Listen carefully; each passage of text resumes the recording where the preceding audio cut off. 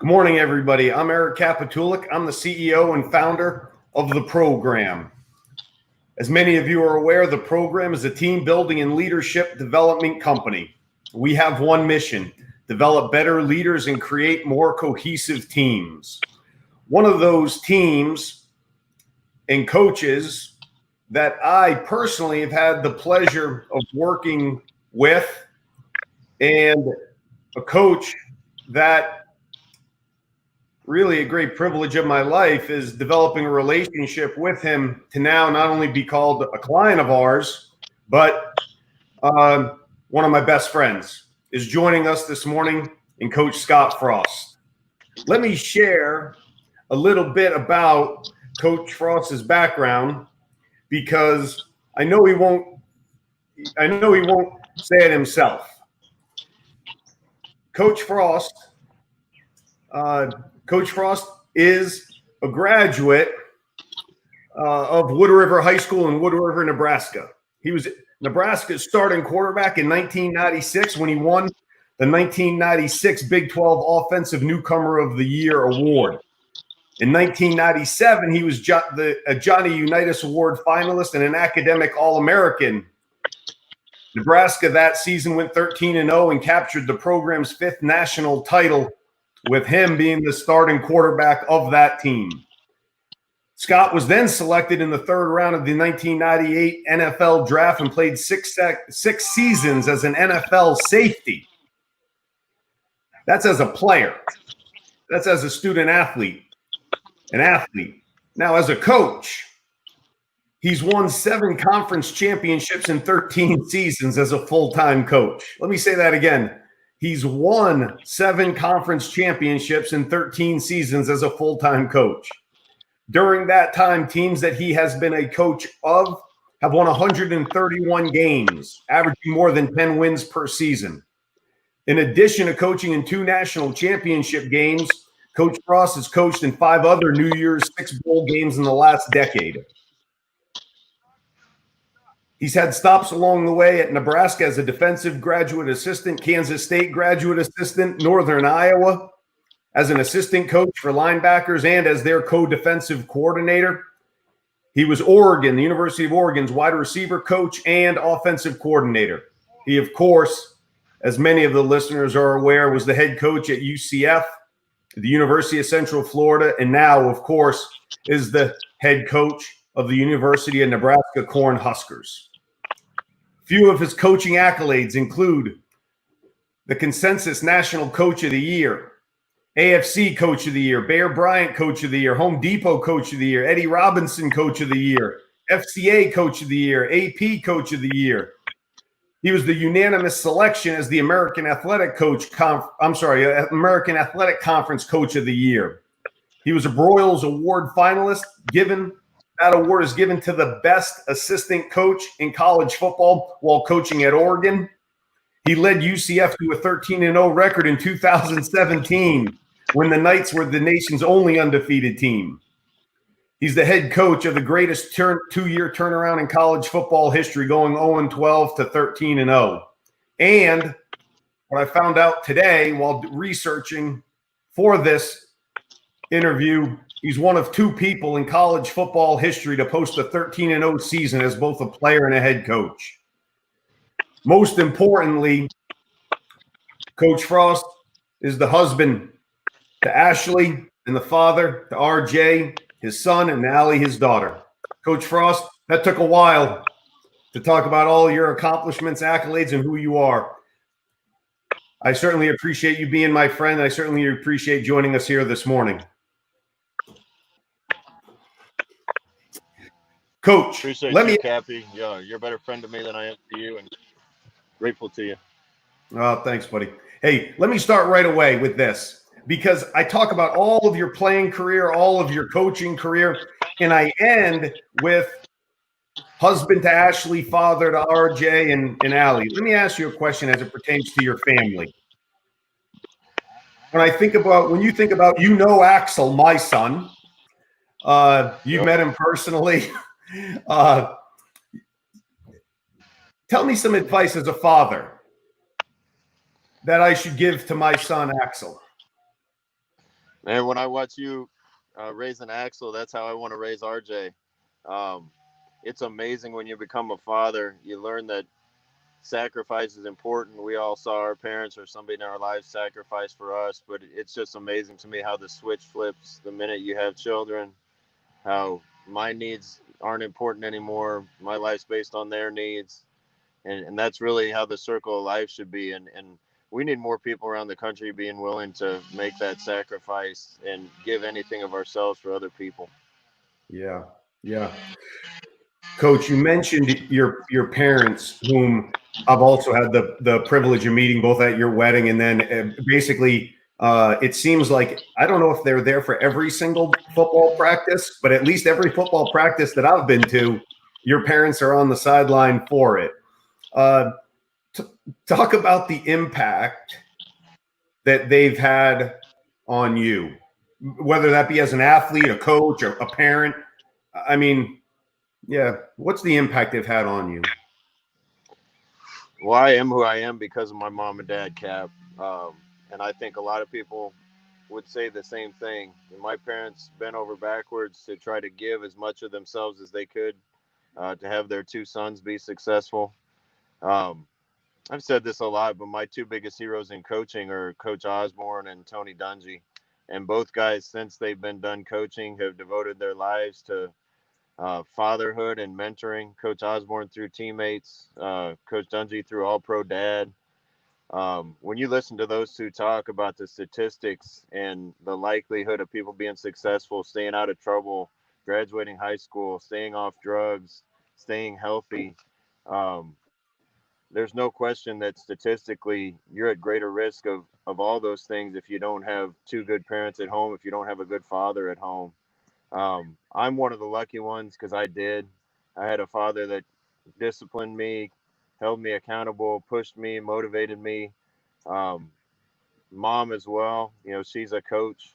I had to deal with mom and dad at home and at practice. Dad was the football coach. Mom was an assistant football coach at my high school. Mom was my track coach. But their influence on my life is the reason that I am where I am.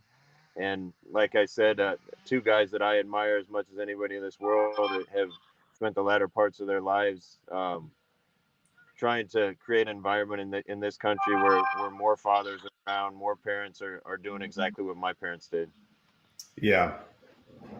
You, a funny story for the listeners, and I think I've shared this with you, Coach. A few years ago, Coach Frost's mom, he said that she used to be a assistant football coach at Wood River, and then was also your track coach. Well, she also is a great track athlete, and I use that.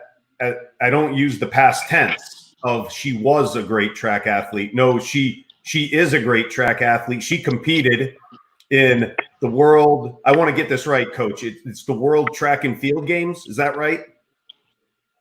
Yeah, the World Senior Games. I Senior. flew her over to Nice, France. I don't want to say what age group she was in because that'd be giving away her age, but she got two firsts and a second in the shot put, discus, and javelin, and broke the world record for her age group in the jav. And when she had returned from that, I had seen her shortly thereafter. And I think I'm trying to be a nice person. So I go, God, congratulations, Mrs. Frost. That's awesome. Were you happy with that? 99.9% of the world would say, just from being just nice, would be, oh, Eric, I'm very happy. Yes, thank you. Your mom gave me a look of such disdain of like, I can't believe my son is friends with you. I just told you I got second in one of those events. So She got second in the shot put by like 2 centimeters. That doesn't surprise me. Growing up in my house, it was do anything to win at all costs, compete against each other, um, and that made me better living in that environment. Coach, let's talk about because I know so many Nebraska fans are going to watch and listen to this afterwards. When you talk about that, what you were just saying about the in the environment that you grew up in, competition made you better. When you look at that from a coaching perspective, what's the balance of that? Of, hey, I got to have, let's take starting quarterbacks. Hey, I've got a quarterback battle makes both quarterback competition makes both quarterbacks better. And I just use quarterback because it's the, highlight on the field, but it could be any position. But this quarterback competition makes both guys better. What's your guidance as to, okay, is there a point where that competition starts to tear away at them? Or when do you stop that competition and just name somebody the starter at quarterback or any other position? What's your thoughts about that? My thoughts, honestly, are life is a competition. And a lot of people run from that. A lot of people hide from that. But everything we do in life is a competition. I don't want the competition to ever stop. I want there to be our kids to feel like they're going to compete in the classroom, on the field. Every day they go out as a competition. That only makes you better. Cap, we live in a time when if you're not happy with the video game you're playing, just hit the reset button and start over. More of us need to learn how to fight through things. I came out of high school as a really highly recruited quarterback. I didn't play till my fourth year of college. I ended up starting 2 years. Having the perseverance and motivation to fight through challenges makes you better in the end. And we try to create that competition everywhere with our players. The group of players that I want on my team are guys that drive around in their cars with basketball and hoop shoes and golf clubs and a baseball mitt in the back of their trunk, a football and cleats, just in case any game breaks out. They're ready to go because they love competing. If we have a whole team of guys like that, we're going to be a better team. Can you develop that competitive edge? Can you develop it, or do you think guys are born innately competitive? I'm sure some people are born more competitive than others, but you can't get it unless you just compete and compete and compete. And part of that is not being afraid to lose. I hate losing as much as anybody. I want guys that are going to fight to the ends, not to lose. But at the end of the day, if the fear of losing cripples you, you'll never jump in the competition. The more you compete, the more you learn to accept it if you don't win and just work to get better. But the more you compete, the more comfortable you get with that competition, and you're going to fight like heck not to lose. But you can't let it scare you, because if it does, you're never gonna jump into the competition, and you're not gonna be at your best. Yeah. Scott, getting back to what you were just saying, and I'd be remiss if I didn't highlight it, because you talked about you want your players competing in the classroom. I just saw that Nebraska football just set a record for the number of graduates who graduated with distinction in the Big Ten as student athletes. So we that was did. cool. We did. We also set the GPA record for the football department a couple semesters in a row. A lot of credit to that goes to our academic advisors, Dennis LeBlanc being the leader. But I'm proud of the type of kids that we're bringing into this program. And if you're going to compete in life after football, then making sure you're competing right now in the classroom is a big part of that. Yeah. Staying on that idea of competition and the guys you're bringing in, because people obviously can just track where Nebraska is and the guys that you are bringing in on Twitter and basically everywhere else, right? But you mentioned earlier, hey, I want guys who've got golf clubs in their car, a mitt, just a football and cleats, just in case a game breaks out, so they can go and compete. When you are looking at high school players and on your own team right now, are there certain indicators that you look for to try to figure out, hey, does this guy's a competitor? Yeah, there's questions we ask. We try to get to know kids as much as we can. Obviously, sports has changed. In a perfect world, I want only guys that play multiple sports, that are competing year round, learn what they can learn from playing basketball, running track, or playing baseball. So I would prefer multi-sport athletes, but when you're around kids uh, for even a short amount of time, you kind of learn what makes them tick. And if a kid isn't self-motivated, it's going to be an exhausting process for a coach to always be that motivation. And usually a desire to compete and excel kind of shines through with a lot of the guys we recruit, and that's really what we're looking for. Yeah. Coach, you mentioned earlier, you talked about an ability to push through, to keep fighting. And when you were talking about the guys you're looking, go ahead. Yeah, it's so easy. It's so easy to quit nowadays. We have a blink society, a short attention span society. We're all guilty of it. If things aren't going our way immediately, we just throw up our hands and go do something else or hit the reset button. I remember playing in the NFL for Mike Tomlin in Tampa, who had a big impact on me. And he told me he had daughters and sons, and he loved them all. He said, "Those daughters I'm sending to college, those sons, they better get good at something because they're going to pay for their own school with a scholarship." I think that's true of daughters and sons. But I want to instill in our guys a desire to be great at something, to matter in this world, to be a person that matters. The only way to do that is through hard work, deciding what you want to be good at, not taking no for an answer, and working as hard as you have to make your mark and be the type of person that makes a difference. Coach, you and I, a couple of years ago, we hiked across the Grand Canyon with a couple of friends of ours from the rim to rim one day. And your ankle, which should have been operated on 5 years ago, you still haven't had it operated on. When you decide, yeah, Cap, I'm going to go, I'll hike across the Grand Canyon with you in one day, down the South Rim, across the canyon, up the North Rim, right? 26 miles, one day. Your ankle is the size of a grapefruit as we hike up the North Rim. There's no complaining on you. No, oh, my ankle hurts. No, just nothing. I could see your ankle. I mean, it's the size of a grapefruit. It's not normal.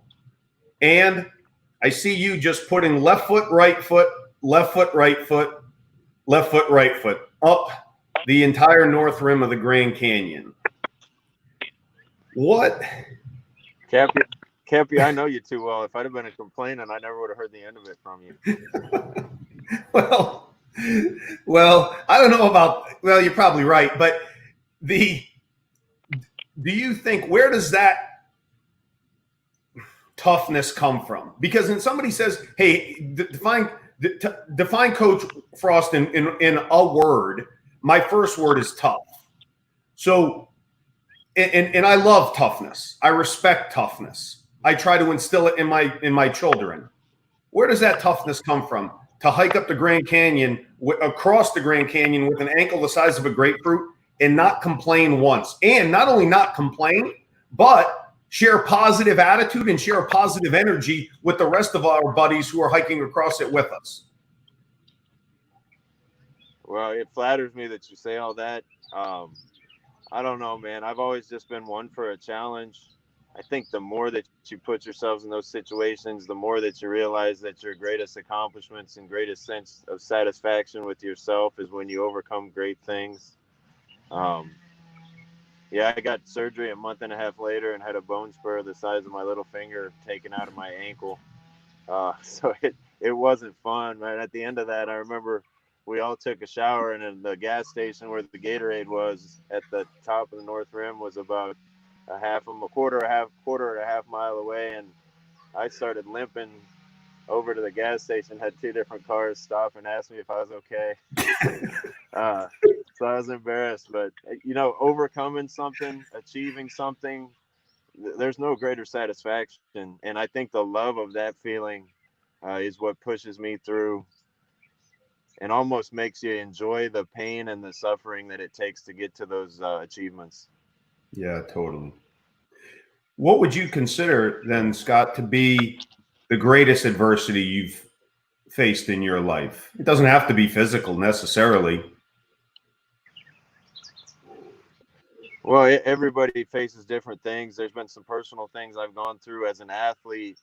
Nebraskans know this story well, but Nebraska had been 25-0 in 1994 and 1995, and then I took over as the quarterback in '96, and we had an awful year. We went 11-2, but that was a failure around here at that point. That's where we're trying to get Nebraska football back to.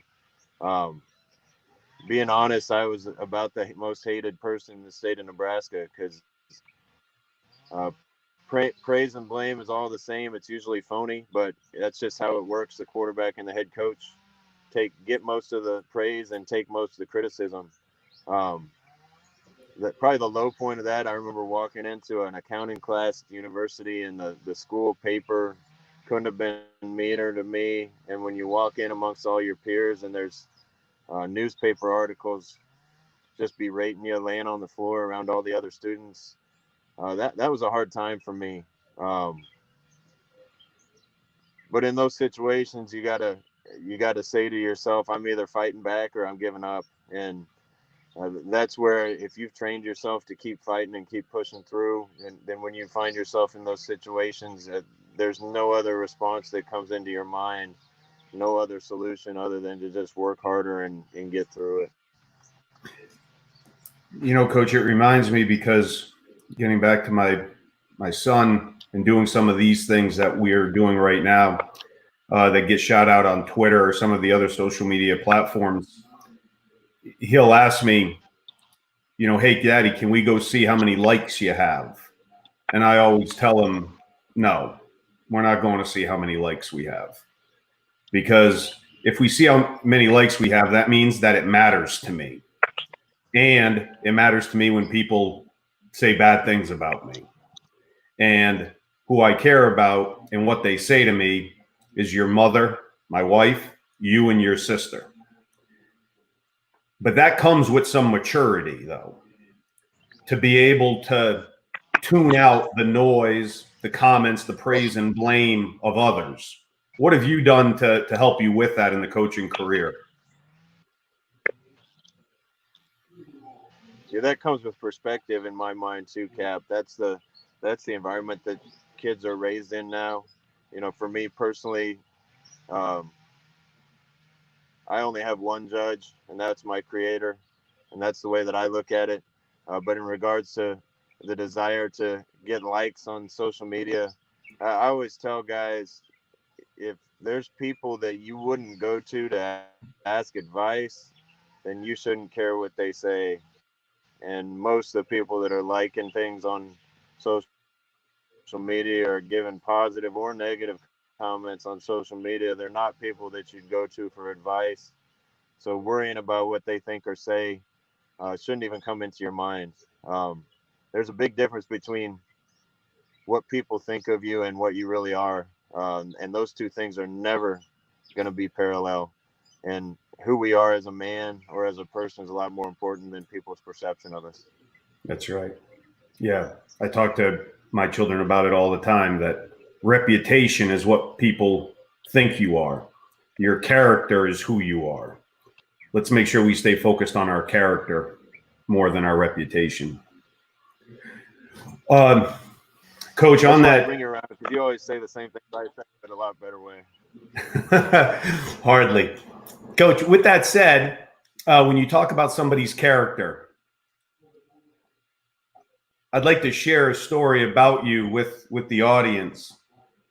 There's very few people who've ever heard me say this, my wife being one of them, because she heard me relate it when I came home from our trip to South Africa together.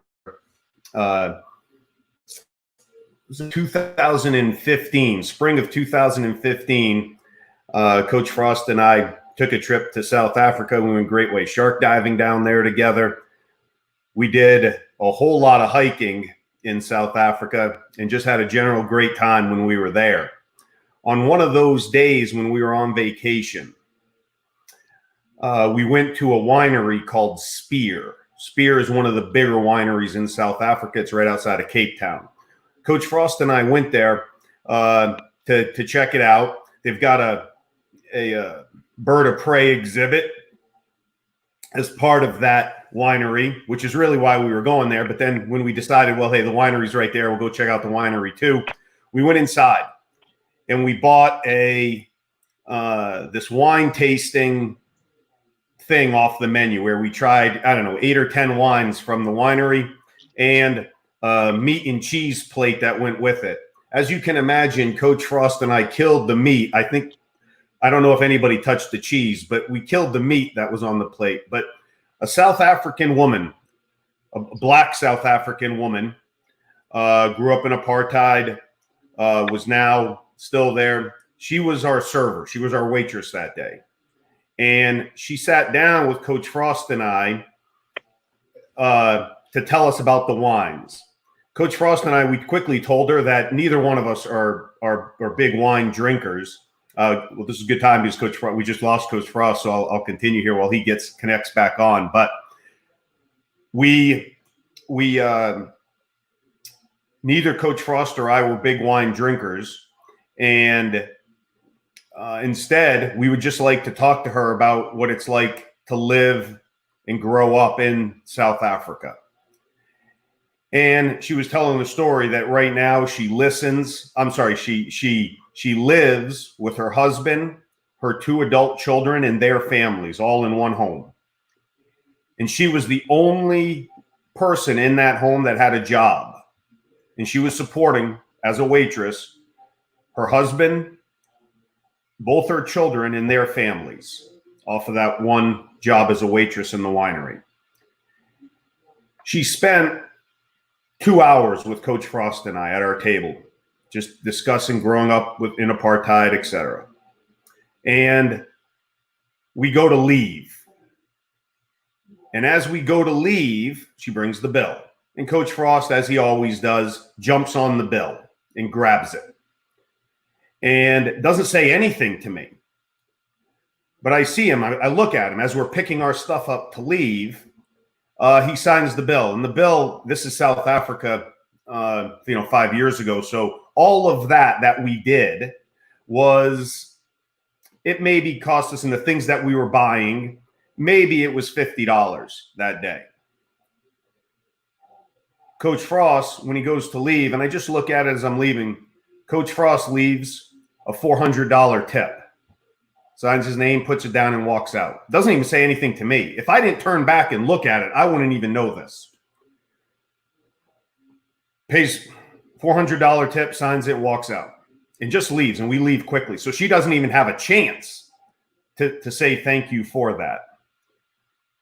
So when Coach Frost is talking about reputation versus character, reputation being what other people think of you, character is who you are. When I think of character, in Coach Frost's character, I don't think of the wins, the Coach of the Year awards, the conference championships. I think about Coach Frost. I think about Coach Frost signing his name to a $50 bill and leaving a $400 tip. That's Coach Frost's character. Cap, you got me? I do have you. And sorry about that. I'm glad I missed that story. Coach, I was talking about our time at Spear and the huge tip you left for the lady, the woman who spent that time with us talking about Africa, South Africa, and growing up there. And I remember you and I leaving and you and I both saying, man, that was an education that we just received from that lady. That was one of my, we hiked mountains. We went great white shark diving down there. I mean, just had a great time, right, in South Africa. That was one of the coolest experience, if not my best experience I had down there with you. Yeah, Cappy, there's people everywhere that can use our help. All we have to do is open our eyes and look for them. Um, our nation isn't perfect. There's a lot of things we need to fix. I think recent events have illustrated that.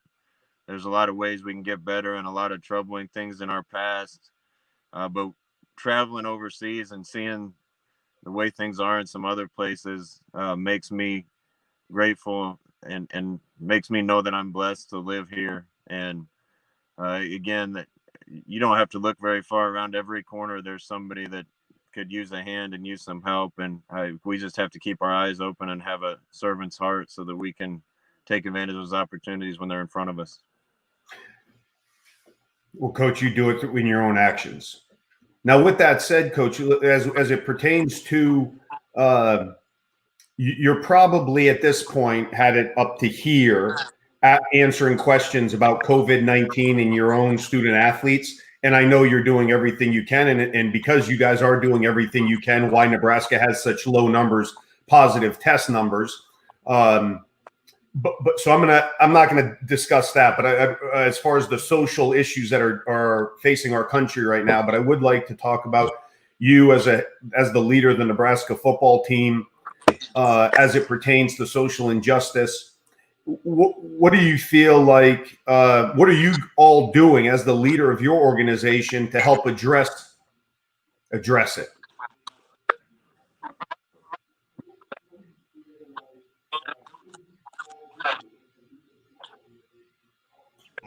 The first place I always look is myself and what I can do.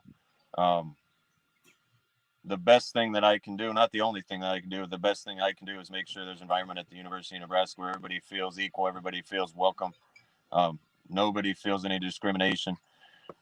We work as hard as we can to try to achieve that. I want my players to be in an environment where they can flourish on the field and off, become good men, become good students, become good fathers someday. We don't care where they're from, what they look like. We want everybody to have that experience. I think I can control what I can control, and hopefully our program can be an example to other people around the state and beyond. Yeah. Coach, how about yourself? Growing up in Wood River, Nebraska, how diverse a community was it? And from a racial equality perspective, what did you learn through sports? Well, how did sports help you look at race maybe any differently, or your family, your parents? What were the impacts of those things on you? Well, Wood River wasn't that diverse. Some of my best friends were of Hispanic descent. One of my best receivers were two brothers, or two brothers were my best receivers that is Zavalas that were Hispanic and still good friends. And there was a bunch of others. I actually spent second through fifth grade though in Palestine, Texas and East Texas, which was a lot more diverse. I have a lot of stories about that. Probably don't have time to share them about my dad sticking up for and helping kids regardless of background. And that taught me a lesson. So again, going back to my father, just quickly, Cap, talking to our players on our campus, not saying Nebraska's perfect or our program's perfect or our university's perfect, but we've talked to a lot of our guys, tried to have as many discussions as we can about some of the things happening, and it's really done my heart a lot of good to hear a number of our black players tell me that, I would ask them, have you felt discrimination or racism in Nebraska? And a few of them have said to me that, no, coach, I've never felt anything like that here. Nebraska people are so nice. And that's not to say it's never happened or that it won't happen, but it makes me proud to be a Nebraskan to hear them say that. I was a defensive back in the NFL and probably one of the few white guys in the NFL playing defensive back at that time. When you're on a football team, it's all about teammates. I imagine the military is the same. So to some degree, I think football players can be kind of shielded from the problems that the rest of the country has. But football, again, can be an example because I know on our team, doesn't matter what you look like or where you're from, you're a teammate first. And I think that example could be adopted by a lot of people. And if we had a whole country feeling that way, we'd be in better shape. Man, isn't that the truth? And yeah, Coach, you're right. It's interesting. We had Travis Daigle on a coffee with Cap a couple weeks ago, and Travis is a teammate of us at the program, and he's a black guy from Houston and was an Army Special Forces A-team member. Just an impressive guy. Got his engineering degree from the University of Houston. I'll go on and on about Travis. Anyway, I asked Travis, people ask me all the time, is there racism in the military? And I quickly go, oh, no, there's no racism in the military. And I go, but then, now I look back on it and I go, well, yeah, maybe you don't see it because, yeah, you're a white male. And I said, did you experience that? And he said it was interesting because Travis basically, and we've had a bunch of conversations about this, and I'm just kind of regurgitating what Travis told me was, Eric, I never experienced anything close to racism in special forces and in the infantry. I never saw it. But what he's talked to me about before is that in other units, he's had other black friends who have said, yeah, well, this happened or that happened in my unit.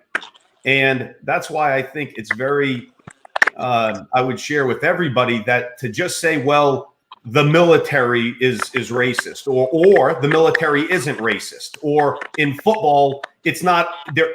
There's no racism. There's no.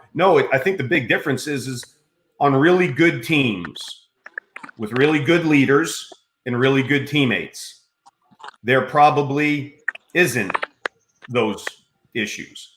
And on bad teams with bad leaders, whether that's the military, athletics, the certain police units, there is. That's not because of the person. That's because of again, to your point, us being leaders and teammates. And we have a great need to be great team leaders and great teammates like we've never had before. Yeah, Coach, I agree. And I'm not so naive to think it doesn't exist. Also, from my perspective, being a white guy from Nebraska, I probably don't see all of it. What I do know is I see our team functioning together real well. I see guys of all backgrounds and races hanging out together and being best friends on our team. And again, a team environment provides more opportunity for that, to see other people for who they are, not what they look like. I'm sure it's not perfect on our team or anywhere else, but that team environment, whether it's special forces or college athletics, provides an opportunity to get to know people of other backgrounds a lot better, see them for who they are and appreciate them. And that's why I think those can be great examples for how we should all function and flourish in our society. Yeah, you said something really interesting when you talked about getting to know people, right? Getting to know people, developing relationships. And athletics does afford us, like the military does, it affords us a great opportunity. It makes it almost easy. It gives us opportunities to develop relationships with people who don't look like us, did not grow up where we grew up. Outside of those environments, people just need to make an effort to do so, though. That's it. Most discrimination, in my opinion, is born out of ignorance. Ignorance and not being able to see the beauty in all of God's creation, the beauty in all people, and appreciating them for it. And the more we can get to know other people and fight that ignorance, I think the better we'll all be. Yeah. Coach, I'd like you to, I'm going to, just in closing, I'm going to let Coach go because I know that Coach Frost is out with a couple of buddies today, and they're about to go get medieval on some trees that they're cutting down on some house lots. So they're going to go become one with some chainsaws today. And I don't want to keep you from manual labor. It's going to make me feel better knowing that you are out doing manual labor in the hot Nebraska sun today. So I want you to go get after it and not just have your friends cut trees down. But you mentioned it. We're getting a good split, but I feel guilty because they're already working and I'm sitting here talking to you. So I'm itching to get out there. I'll let you go, Coach. I'd like you to talk. You mentioned it a couple of times. I'd give you the opportunity. You and I, having spent so much time together and alone time together, I know how important faith is to you. Your faith is to you. Why is it important? How does it affect you? How does it guide you as a father, as a coach in your daily life?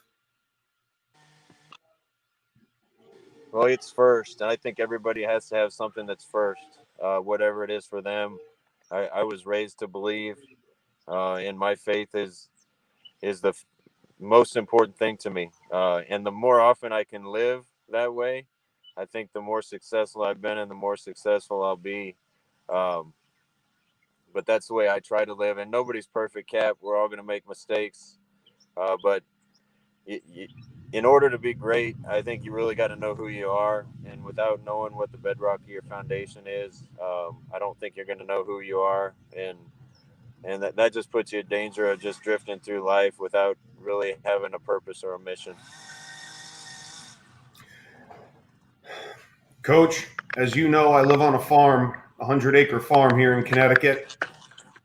I would just like to point out to you that we hope, my wife and I, Melissa and I, Axel, Anastasia and I, we hope you and Ashley and your family come and visit us. I promise you that when you do, I will not force you to conduct any manual labor when you're here. So I hope to see you this summer, if whether that be here or in Nebraska. I hope to see you soon. But thanks so much for joining us this morning. I really appreciate it, buddy. Cappy, you and the guys you work with are our heroes. We in sports like to draw a lot of metaphors to what you guys do in service, but you guys are doing the real thing. And I thank you for all the experiences I've had with you. My day to day, a month later, I don't forget those moments. But hiking the presidential range with you in New Hampshire and getting in great white shark cages and hiking the Grand Canyon, those are lasting memories. And that's why I love you, man, being able to do those things with you and push myself and do things I'm going to remember for a lifetime. So thank you for who you are. Frosty, thanks. That means a lot to me. It makes me proud. You make me better. Coach, I want to leave you. I just pulled up a note from Grandel Starling. I'd just like you to think of Mr. and Mrs. Starling's son. Mr. and Mrs. Starling's son, I had the honor and privilege to serve with as Force Reconnaissance Marine. He lost his life in the helicopter crash that I and the rest of my teammates were involved in, that you saw the video. You're very familiar with the video and that incident so many years ago. But they tuned in this morning to listen to you. And you just don't want, as a parent, you can't even imagine, right, Frosty? You can't even imagine the loss that they suffered losing their son. But now, one of the few things that we can do is make sure they're not forgotten. And I just wanted to pull up Mr. and Mrs. Starling's comment here. Obviously, I appreciate their tuning in, but I just asked you, Coach Frost, and ask the listeners, ask your buddies that you're cutting trees down with, to remember their son and everything he sacrificed and everything they sacrificed for us. That allows us to do things like we're doing today, that we get to do things like go great white shark diving and everything else. So, Mr. and Mrs. Starling, we're thinking about you, and your son is not forgotten. Coach Frost, thanks so much, buddy. Great to see you. Enjoy your time with the chainsaw. It's an honor. I'm going to get to work. Thanks, Cappy. Thanks, buddy.